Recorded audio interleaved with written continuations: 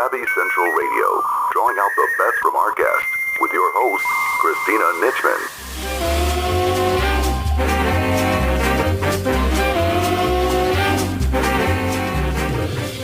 This is your host, Christina Nitchman. Each week, Savvy runs weekly broadcasts providing entrepreneurs and successful individuals a platform to express their dreams, hopes, lessons learned, expertise, and wisdom with the world. We start our show today with Michael Tamez, holistic health coach, wellness author, and workshop leader. Michael strives to educate people who want to lose weight and reach their optimum health. Find out more about Michael at transformative-nutrition.com. Our second guest today is Jeff Rasley, a graduate of the University of Chicago and who has served as an attorney for many years. Today, Jeff is an avid outdoorsman and recreational athlete. He leads trekking, mountaineering expeditions in Nepal, and today he shares on our broadcast the wonderful lessons he's learned on his global trekking. Find out more about Jeff at jeffreyrasley.com. Hi, Michael. Welcome to Savvy Central Radio. How are you? Hi, Christina. I'm doing well. Thank you. I'm very happy to have you out here. We wanted to get you on Savvy as quickly to the start of the year because you've had an amazing transformation with your health. And I know how people are when the start of the year comes. They're like, I'm going to get healthy. I'm going to lose weight. And it's not just about losing the weight. It's about we want to feel better. But come this time, February, people start to want to fizz out and not stay on track. But I'm thinking you're going to help them with your transformational story.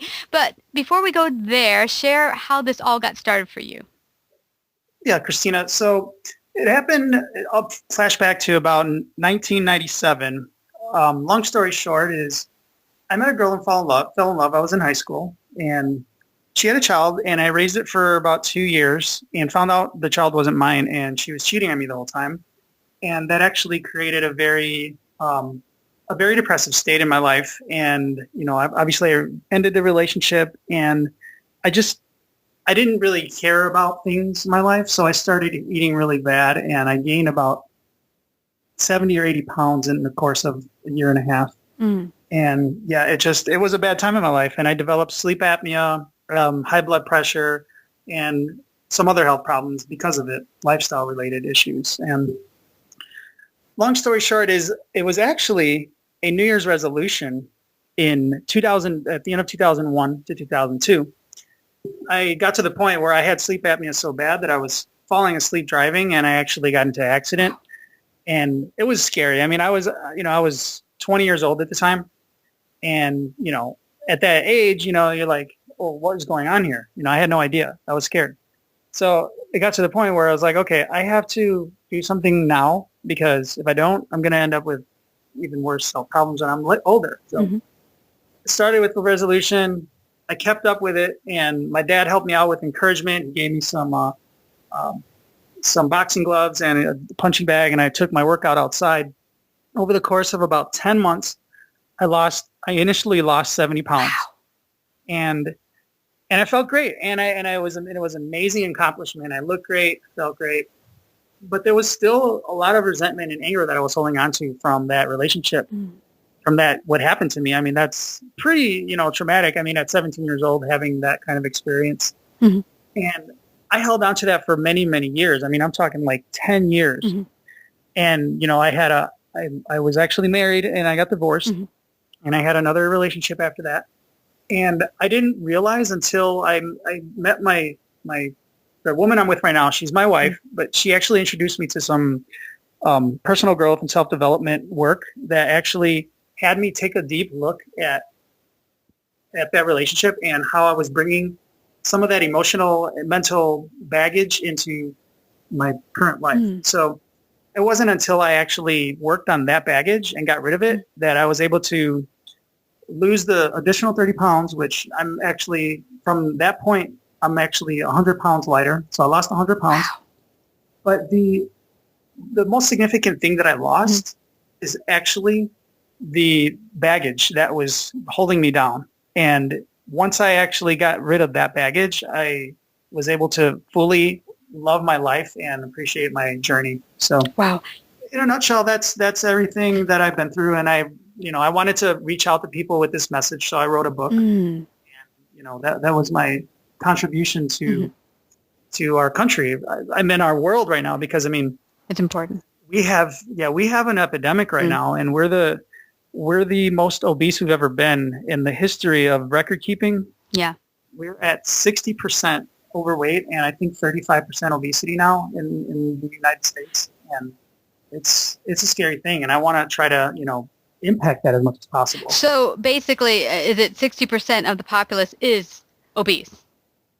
60%. Well, the last study I looked, it said 60% is considered overweight. Wow. And, their studies are like, some people have a different idea of what overweight is. Some people say 10 to 20 pounds. Some people say 30 or more. And some people say obese is 30 or more. I'm not going to get into all the statistics or anything, but I mean, if you look around, there is obviously, there's a problem. Yeah. And we don't have a solution with our modern medical system the way it's set up. Yeah.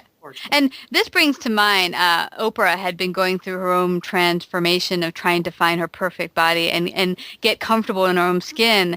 And I recall the person she was, I think it's Brian Greene, his name is, and he had said to her, when they were working together, he would say the biggest part of all of this journey is you loving yourself. And I was just like, and she was, absolutely, yeah, and she was saying at the time, what's that have to do with anything? And I thought the same thing. What does love have to do? What does love got to do with it, right?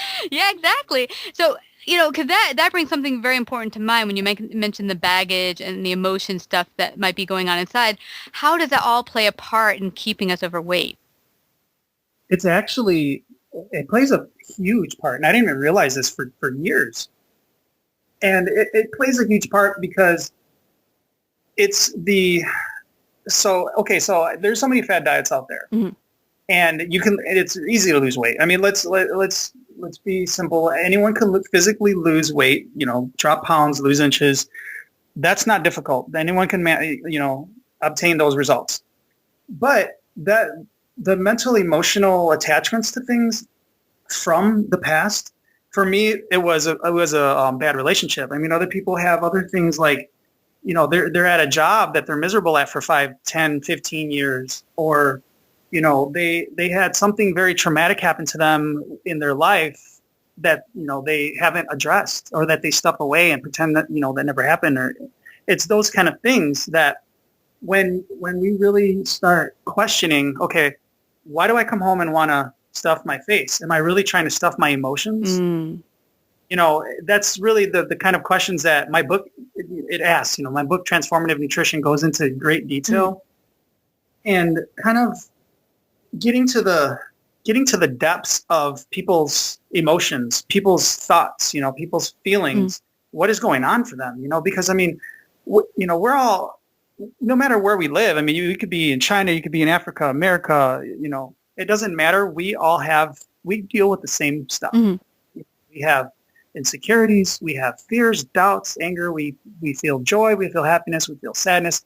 It doesn't matter the color of your skin, your religion, none of that stuff matters. We deal with the same stuff. And when we look at it that way, then we can really understand how, we're not, a lot of people think that, oh, well, she or he won't understand what I'm dealing with. But, because we're so connected through those things, it's that much easier to work with someone that's actually been through something like that. Like me example, it's easier to get through those kind of blockages in their life. You know what I mean? Yeah. I get you, because I think no matter what kind of baggage you've gone through or turmoil in your life, we have all had difficulties that will translate sometimes into how you're eating. And right. I thought it was very interesting before the interview, you had give me an idea for a question. People were struggling financially, living paycheck to paycheck. How does their bad spending cause unhealthy eating? And this was very interesting for me because I recall back in corporate when I was very depressed, I was spending upwards of $17 to $20 a day on snacks. And if you asked me, Michael, do you eat in between meals? I would have swore I didn't. I would have swore to you I didn't. But I had this money mentor who said, write down everything you spent. I don't care if it's a stick of gum, put it on paper. And I did. And most of my extra money that I couldn't find that was disappearing out of nowhere was going towards junk food like chocolate and cake and brownies and lattes, and it was insane. So when I realized that, I cut the snacks and lost 10 pounds, but also saved $20 a day. So explain a little bit about how the struggle of not only food and other baggage, but also financially can cause you to eat unhealthily. Absolutely. The struggle, the financial struggle is real for many people. And I've coached, I'm a certified health coach, and I've coached people that have dealt very heavily in the financial area of their life. And I like to kind of describe the whole balance concept of healthy living as a wheel. And each spoke represents an area of a person's life. So financial area is one spoke. You have other spokes like physical activity, joy, spirituality, home cooking, relationships, career, education. So all these areas of life are each a spoke. And when one area is out of balance, such as we're talking specifically with financial, when we have an imbalanced financial situation and if we live paycheck to paycheck or have outstanding debt or, that kind of thing, that spoke becomes loose. And then, just think about what happens when we have a wheel and one spoke is loose. It kind of starts wobbling, right? So that's going to start affecting the rest of the spokes in the wheel, and they become loose. So eventually, that one area pretty much affects every other area of our life because it's all connected like that in a wheel. We're all one connected, essentially being like that. So yeah. I was just going to say, that's how I can see. I heard one person say to my money mentor, hey, I only have issues with money. I don't have issues with my relationships or any other part of my life. And he said, I bet you anything, if you were to really carefully look at it, you have many different issues in all parts of your life because, like you just said, they're all interconnected. Right. They're not separate. Right. And we're coming to a time point where we're really understanding that concept. And, doctors, mainstream medical doctors really don't understand this concept because they're more concerned with symptom management, and symptom management breaks up our body into parts. I mean, that's why we have referrals for every other thing that you can think of. I mean, you go to the doctor and you end up having to see like 4 referrals for different things. And our body is actually a holistic, which is a whole integrated being, and it's meant to be, addressed that way. And I like to tell people, I know I work my butt off for my money, and most people do. I mean, people that work, they work hard. And I like to, to inspire people, empower people with the understanding that when you know where every dollar of your hard-earned money is being spent, then you can actually impact areas of your life that you wouldn't even realize that are being impacted from having an imbalanced financial situation. Yeah. And, like you were saying, it's very powerful to create a budget, and understand that. Yeah. And what your system does, it doesn't just clean up your physical health and make you wellness inside. Wellness is a whole package of your entire life, your spirituality, your body, your financial life, your relationships with other people. Definitely. It's it's complete wellness package that you can accomplish in your life. Now, what I found interesting, and I had some expert on last year or maybe the year before who mentioned the correspondence between what we eat and our emotions. Like she had said, like certain crunchy foods that people like to eat, oh, you're an angry person. Does the type of food you eat have anything to do with your emotions? Yeah, definitely. And actually, the emotions that we feel can slow or make digestion faster. For example, like if we feel anger or we're depressed, those are heavy, slow emotions. They actually cause food to be digested and assimilated slower than when we feel joyful, happy, and compassionate, which makes your digestion faster. And some of these are energetic imbalances. These are non-physical type imbalances that doctors don't understand these days because we don't have that kind of system where it looks at our body that way. Where it's like, okay, well, you ate the same food last week and you had no problems digesting and assimilating. You ate the same food a week later and you're having digestive imbalance, you're having constipation issues, or you're having, all different kinds of things going on.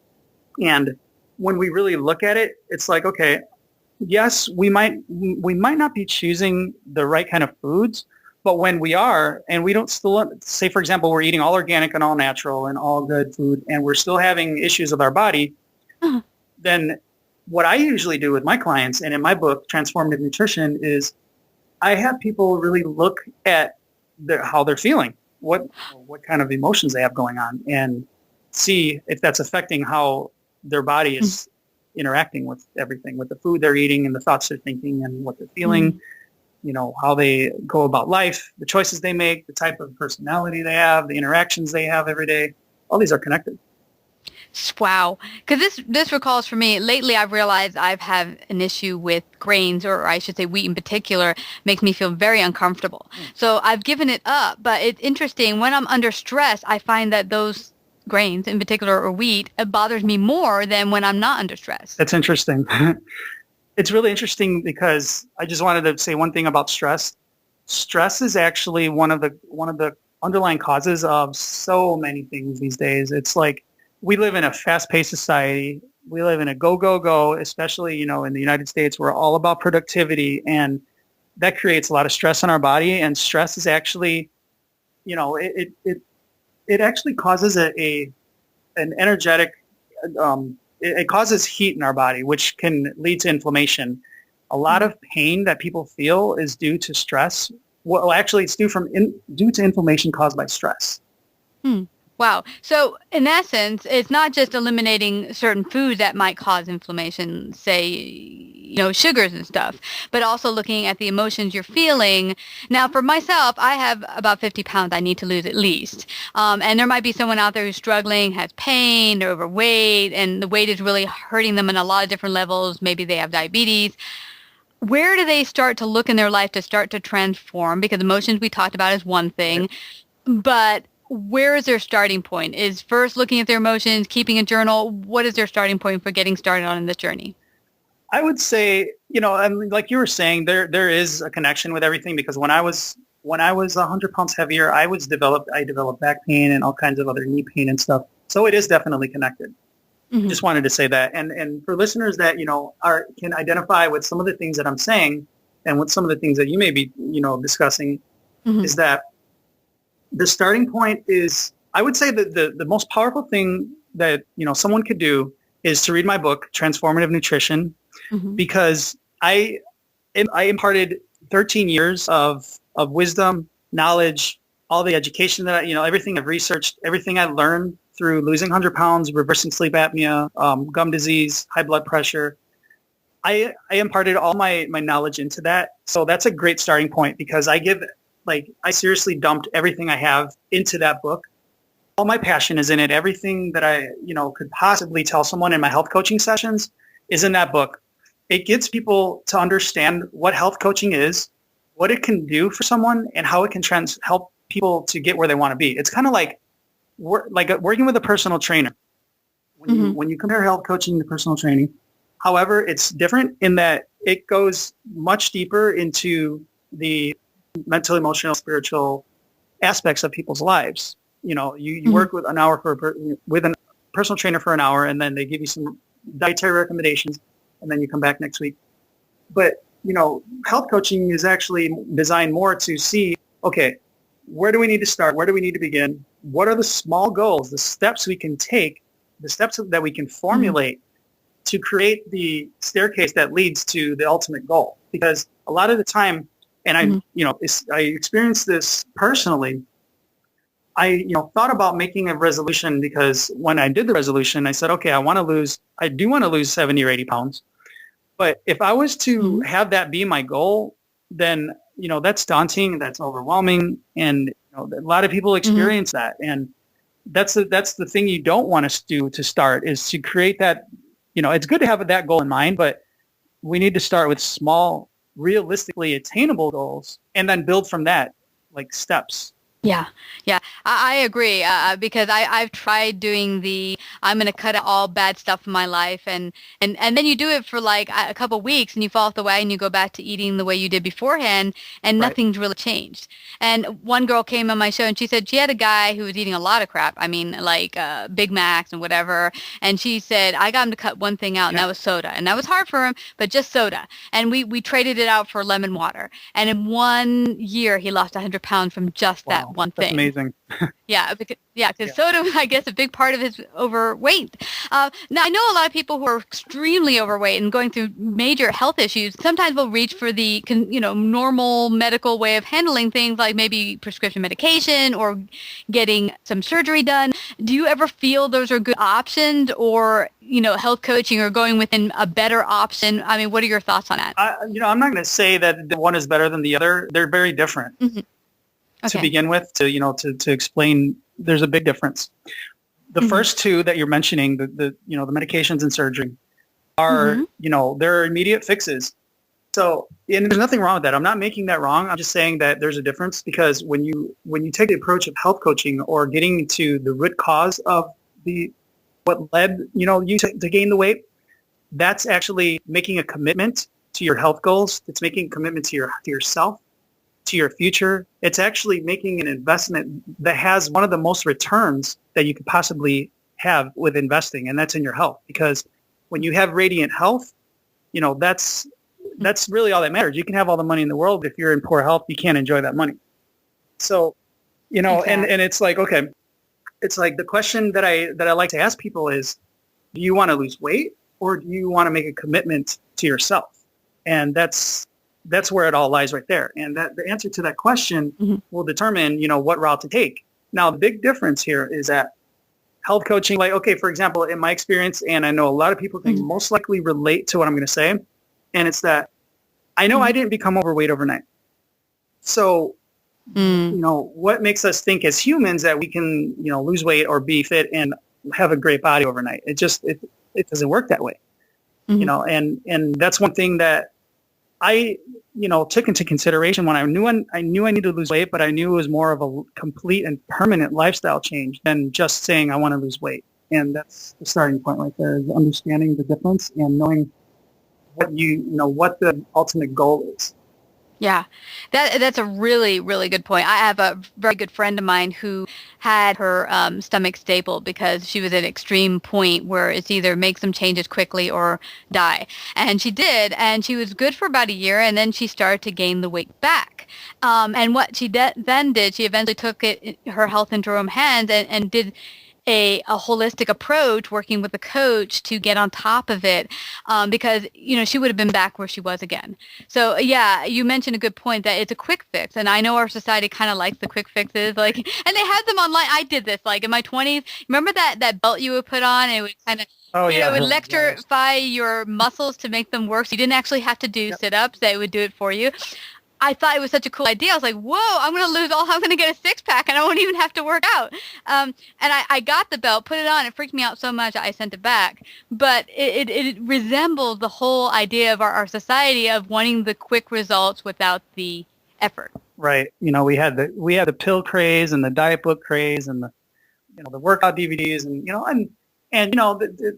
that's fine and dandy, but for temporary results. But just like, I work with people that have had, gastric bypass surgery. And like you were saying, having them get to the root cause of the reason they became overweight in the first place was so powerful for them because it enabled them to make long-lasting lifestyle changes that continued, enabled them to keep up with maintaining that weight and even losing more weight. I totally get what you're saying, Michael, because most of what happened with my friend losing all the weight eventually had to do with her emotions. She had gone through turmoil as a child and abuse and getting in touch with those feelings and those things, facing it and allowed her to go through and become healthy and well again. Exactly. I mean, I like to tell people I stuffed my face because I was sad and angry, not because I was hungry. And that's a really good point, because I know often we have this thing in our society that you go out, you have dinner, and you buy dessert, and you buy coffee, but Honestly, are we hungry at the end of our food for yet more food? And it's something that we do often because it's tradition, or this is what you do. You have food and you have dessert. But I think often we're not thinking about what are we feeling, not only emotion-wise, but feeling like in our gut. Do we want any more food in our body? Right. And then just the same thing with the whole fast-paced society is if you observe people generally in the United States eat very fast and don't even realize that they've gotten to the point where they're not, where they're full, and they tend to overeat. And that's one of the big problems right there in and of itself. Absolutely. Now, something in your book really caught hold of me, and I thought was very interesting. You mentioned that you got rid of your TV over 10 years ago, and you compel sometimes that the people you work with do the same thing. Why is that a good idea for living a healthy lifestyle? That's one of my favorite questions, actually. I thought that was interesting. Well, I mean, just look at, if you watch anything, you really can't go more than 2 minutes, if even a minute, without hearing a drug ad. Talk to your doctor about this. Talk to your doctor about that. What symptoms do you have? What do you need to run to your doctor for now? What condition can we make you feel that you're inadequate about, or that it's just like, whoa. I mean, and the side effects are like, okay, death. Okay, great. I'd rather be dead than have this symptom. It's like, whoa. And that's one of the many aspects of how TV subconsciously reprograms our mind to stay stuck where we're at and, put a wall up, not being able to move forward. And I like to tell people to, if you don't want to completely get rid of the TV, turn it off and turn on your creativity. Do something that will enhance your creative potential, because I really believe that everyone has something that they can do that is unique and creative, whether it be writing, dancing, singing, pottery, welding. I don't know. I mean, there's so many different avenues of creativity. It's such a broad area. And I think when we turn off the distraction of the TV, it actually enables us to get more in tune with what we are talented with, and how we can utilize those talents to perhaps even invent something or make money, or who knows what kind of creation or invention or patent we can come up with when we start tapping into that more. And I really like to empower people with that message, because the media, they don't want, the message is with the commercials and the ads, and it's meant to keep us living in the rat race. Well, I want to thank you again, Michael. This has been very transformational, great information. I'm hoping folks will start to delve into it, get present, and get in tune with their bodies. Let people know how they can get in contact with you, work with you, and get a wonderful copy of your new book. Absolutely, Christina. Thank you so much for this opportunity. It's been a wonderful experience. My website is transformative-nutrition.com. And the full title of my book is Transformative Nutrition, The Ultimate Guide to Healthy and Balanced Living. And as I was saying through the interview, in it, I describe my whole weight loss journey and reversing illness. And I also give people the tools necessary to take the steps to get to where they want to be with their health. You can get my book through my website, transformative-nutrition.com. It's available paperback, ebook format on Amazon, Barnes & Noble, pretty much anywhere online books are sold in any format that you need. And, I have a free newsletter as well that has expert articles that I've written, has recipe ideas, free ebook, other invites to other things going on. And yes, and that's it. All right. Well, I want to thank you again, Michael, for coming and sharing your valuable wisdom and gifts today on Savvy Central Radio. Thank you. It's been a pleasure. Now join us for our interview with Jeff Rasley. Hi, Jeff. Welcome to Savvy Central Radio. How are you today? Well, hi, Christina. I'm feeling great. How are you doing? I'm doing fabulous, even more fabulous. I'm talking to you. You've had an incredible journey, and you are traveling the world and helping people. But you were a very successful attorney for many years. And so share a little bit about your backstory, what brought you to doing the wonderful work you're doing around the world and traveling and learning and growing and helping people to where you started as an attorney. Well, thanks. Well, I started out as sort of a crusader type lawyer. I worked for a legal services organization at the very beginning of my legal career, and LSO is a poverty law social justice nonprofit. And after doing that for a few years, decided that I didn't want to continue living in poverty myself. So I went to work for a big law firm, learned the business side of law, and then 3 of us left that firm to start our own firm. And I developed sort of an old-fashioned Abraham Lincoln type general practice with a lot of litigation, but I represented every sort of client you can imagine, from low-life criminals to Fortune 500 companies. Mm-hmm. Wow. Was there ever anyone that came through that you felt, did you base your decision to represent someone based on, how you felt about them, that it was not only a case you could win, but something that you felt was in line with your value system?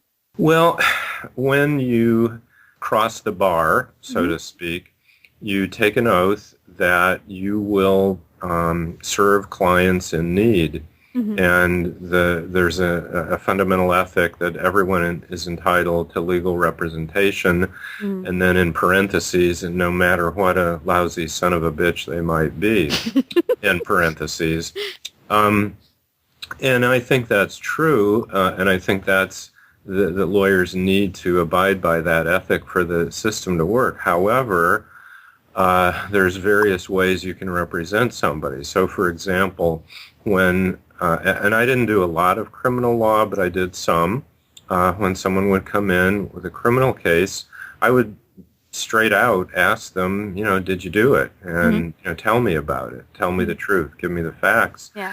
And if they said they were guilty, then I would tell them, my job, as I see it, is to try to get you the best plea agreement we can, but you have to take responsibility for your actions if you want me to be your lawyer. Now, there's a lot of criminal defense lawyers. Most of them don't take that approach. They'll, their attitude is, my job is to get you off. I did not believe that, and I made that quite clear. And most of the criminal clients that I had that was fine with them. They agreed with it. Yeah. But on the business corporate litigation side, it's more complex. I mean, it's mostly gray. It's sort of more about figuring out how to compromise. It's so interesting in politics right now with the campaign. Oh my! It's sort of, okay, am I a tough guy who never compromises, or am I a pragmatic guy who will try to work out compromises? And I fall on the side of we should negotiate. Yeah, because I feel, and I found this is interesting, I had a journalist on, a hard-hitting journalist last year who came on Savvy, and he said, one thing I've learned about being a journalist and going around the world and interviewing people on different topics, sometimes really huge, is that there's never just two sides to a story. There's multifaceted sides to every story and every single person. So it's not just clear-cut, black and white. There's many reasons why people do what they do, and just to say, put them in a little pocket and say, this is this, you're evil, you're wrong. Even if someone kills someone, what you mentioned, yes, you need to take responsibility for your actions. But to say that it's clear cut, you just killed someone, what is the backstory? Were you raped as a kid by your mom and dad and da-da-da-da? That doesn't get you off of murdering someone, but there's more to the story than you just went out and killed someone. Yeah, exactly. Yeah. I mean, I don't think it takes much experience in the world to understand that, but your journalist guest was wise. Yeah. Reality is complex. It's not simple black and white.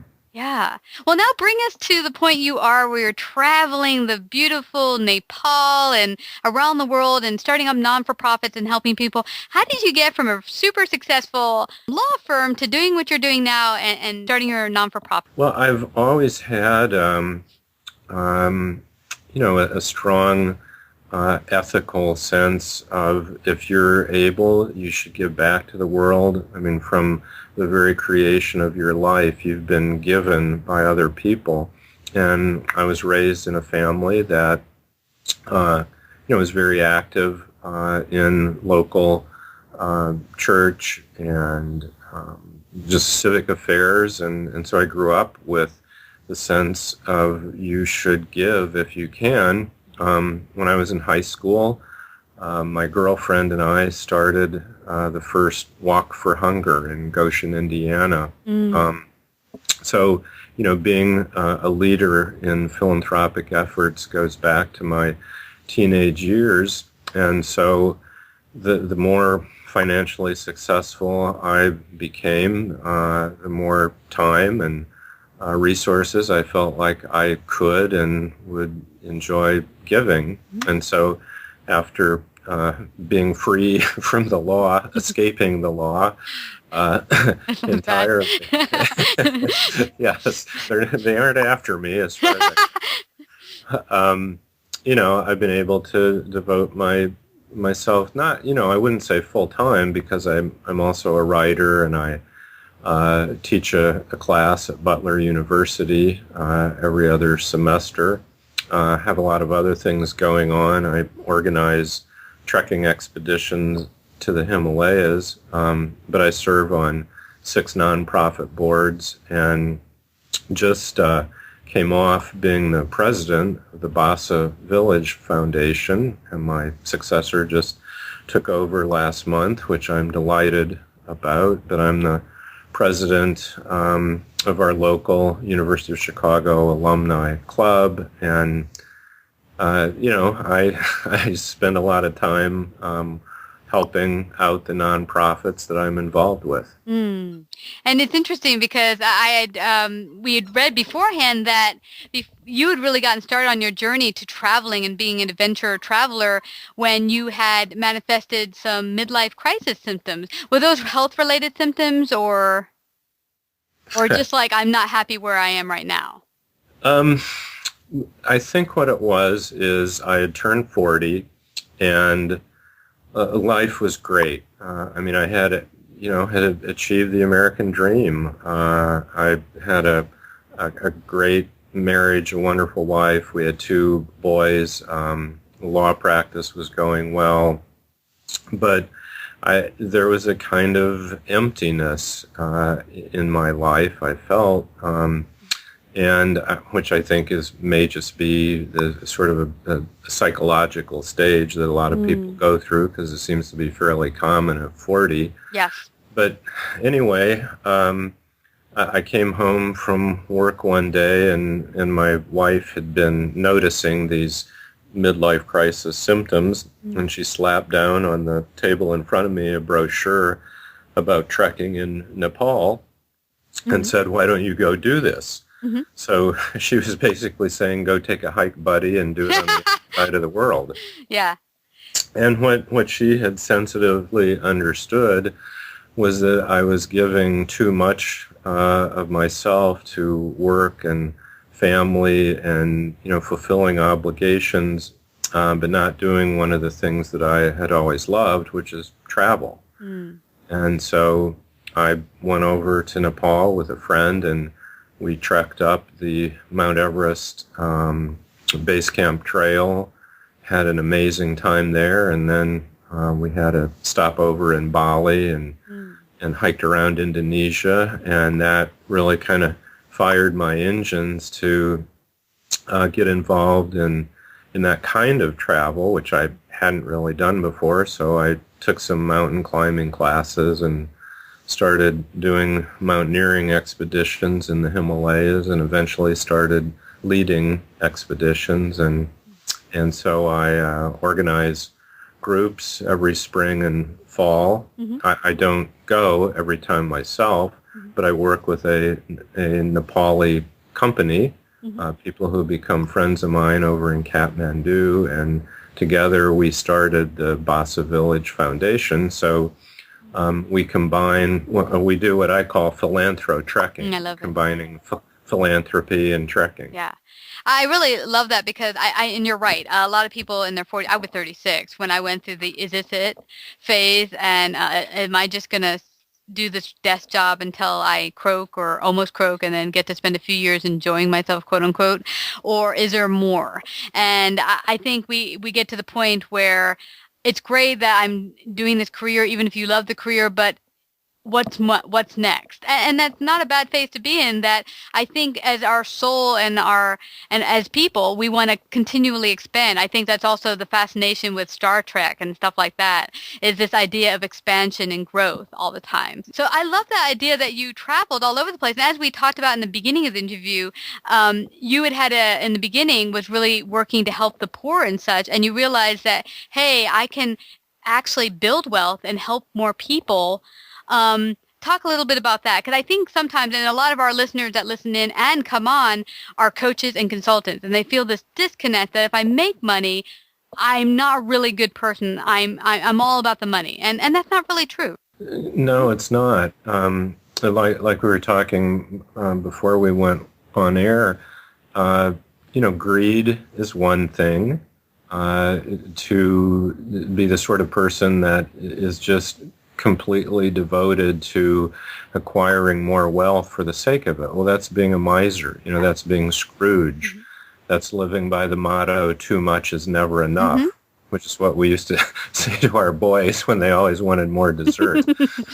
And that is evil. Mm-hmm. That is completely selfish.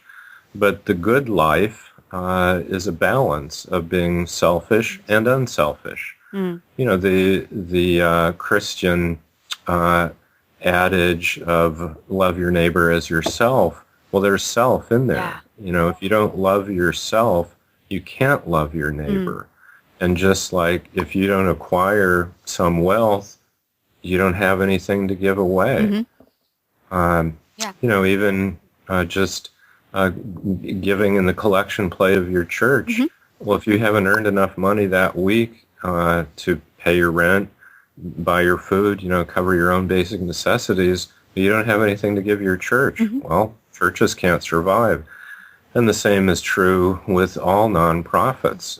If we don't acquire wealth beyond our own needs, there would be no charity, no nonprofits, and all of the wonderful good works that the really good nonprofits do would not exist. So, I don't think anybody should feel guilty about acquiring wealth. I do think people should feel guilty if they simply acquire it for themselves and don't share it. Yeah. And here's the interesting thing about that. You think someone who acquires wealth just for the sake of acquiring wealth is wealthy. But actually, you're coming from a mindset of lack and not enoughness. You're coming from a kind of not prosperity, wealth building, abundance attitude, but that of there's not enough. So, you know what I mean? It's interesting because you're thinking, okay, I have wealth, I have $1 million, I have $1 billion, whatever, it's not enough. You're really quite poor in spirit then. Agreed. Mm-hmm. The last book that I wrote was published, the subtitle of it was Living a Valuable Life Beyond Beliefs. And there were 3 sections in it, and the middle section was all about finding that balance between selfishness and unselfishness. Mm. And your point is exactly the central point that I tried to make in that book, mm-hmm. which is that we are not made to be just selfish individuals. Mm-hmm. I mean, we're made to be part of a community, part of a family, mm-hmm. part of a clan, part of a city, state, nation, and that with that comes responsibility. Mm-hmm. And most of us just feel that naturally, and that's why most of us are at least relatively generous. Mm-hmm. Mm-hmm. And through your trek around the world and the growth that you've had through your new journey, what have you learned great? What has been your greatest takeaway through all of this? Well, that's a tough one. There's so many. Exactly. I mean, the wonderful thing about traveling is when you experience other cultures and societies, you tend to come away with it with this interesting ambiguity in that people, in some sense, are basically the same. I mean, we can connect with people whose lives are very different from us, and yet, on the other hand, societies and cultures are very different, and that is so interesting. I mean, it's so interesting to encounter other people who, whose music, art, organization, government, social structure is very different from your own, and to understand how, these people have figured out different answers to the questions about culture and governance and so forth, and it works for them. And in doing that, I think it creates a much more tolerant attitude in people who've traveled a lot, because we see our way is not the only way. There are many other ways to live and many other ways that work. And so, I don't know, I guess maybe if you pushed me, maybe that would be my greatest takeaway from traveling, is it's developed in me a broader vision and deeper understanding and a more tolerant attitude that people are different, and that's good.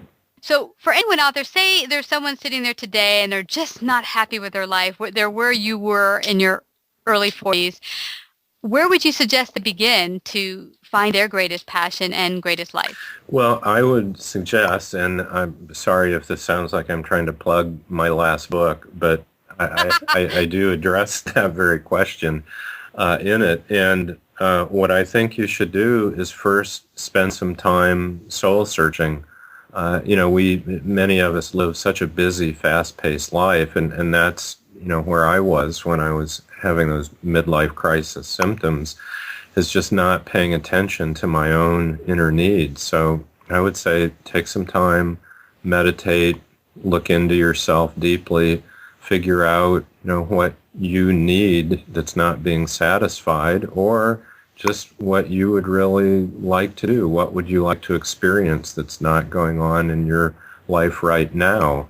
And whether that's travel or joining a new club, getting involved in a nonprofit, or just, paying more attention to your family, whatever that might be.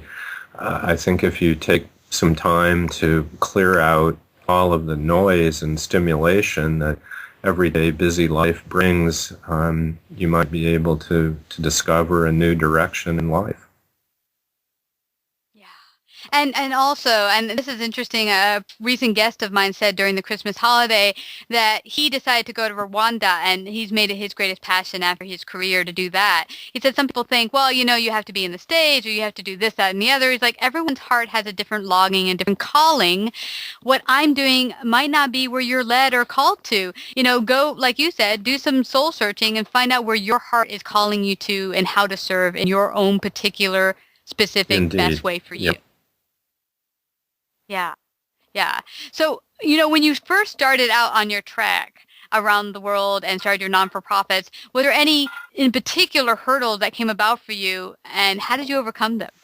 Well, the specific hurdles, when I started the Basa Village Foundation, the way that came about is my partner in this effort, a guy named Niru Rai, grew up in this little village out in the Himalayan mountains, and they had a school with 3 grades that Niru had funded and with the help of a French NGO, and they wanted to add a 4th and a 5th grade. And Niru told me that if I could raise $5,000, they could buy the materials to add the classrooms and pay 2 teachers salaries for 3 years, and also build the desks and so forth, benches, they don't even use desks, that the classrooms would need. So I said, yeah, I'll be happy to do that. But I thought, well, there must be other nonprofits working in this area. Let me contact some of them first and see what we could do. And what I discovered is there are many other nonprofits out there, but they all wanted me to raise money for them, to give their administrative staff a percentage, or pay things other than directly fund the school. And so after a while I said, oh, well, to hell with that. I'll just do it on my own. And so started a foundation so that every single dollar raised would go over and go to the school. So I guess in terms of obstacles to watch out for people trying to get into philanthropy is, don't be blocked by what other people are doing. Just, do it yourself. Yeah, and that's a good point. Like, I think early on I'd heard some people say, well, I want to give to this or that, whatever, but how much of my money is actually going to serve people? And, I would do research in that area before you give to any charity or such, but also realize that you can do it or, start a partnership or a Kickstarter and get a bunch of community together. It doesn't have to be done all by yourself on your shoulders. But you don't necessarily have to give to what's out there. Like there's different methods. Yeah, and now with Kickstarter, with GoFundMe, these online fundraising tools, it's so easy to just start one of those. Now, a little bit of the money is going to go to that organization, but that's okay because they're providing a tool for you, and you should pay for having to use a tool. So in our last fundraising campaign was for earthquake relief in Nepal. Our Basa village was largely destroyed, so we wanted to raise money to buy the materials to help rebuild the village. And so one of our board members got a GoFundMe campaign going and set it up for the foundation, and we raised $40,000 through that, which was enough to buy most of the materials needed to rebuild our little village. But that's, it takes individual initiative. But you're right. You should, whenever you're going to give to an organization, you should definitely look at what percentage goes to overhead and what percentage actually goes to the program or the effort that you're wanting to give to. And I would say, in our case, we do everything volunteer. I mean, we don't have an office. We have no overhead. So 100% goes. But not every organization can work like that. And so, but I am very skeptical of any organization that takes more than 10, at the absolute most 15% in overhead. Yeah. And that's why I think nonprofits have to be careful because, you want to hire good staff to help you do the fundraising and help people and whatever. But there has to be that balance because you are indeed out there as a charity. And if people are going to give, because I've heard some people who've come to me and said, oh, I gave to this charity, I thought it was great, but I heard that, 25 or 30% is going towards administrative or whatever and other things other than the charity. And so, like you said, just do your research ahead of time, find out what's going on, and hopefully by people being more careful, the groups that are out there will be also more careful on how they, fund their money. Yeah, because if it is a charity, then much of the running of it ought to be done by volunteer efforts rather than paid staff. Yeah, absolutely. And I'm thinking through all of your journey through Nepal and all those other areas that you've traveled, has there been any specific people or persons that have really inspired and motivated you in your own life?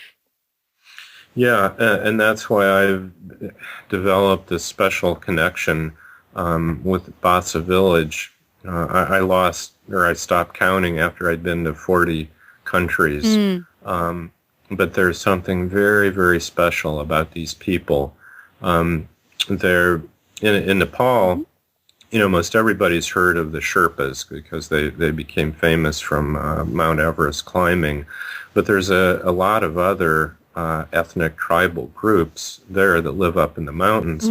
And the people that live in the Basa area are from an ethnic tribal group called the Rai people, spelled R-A-I.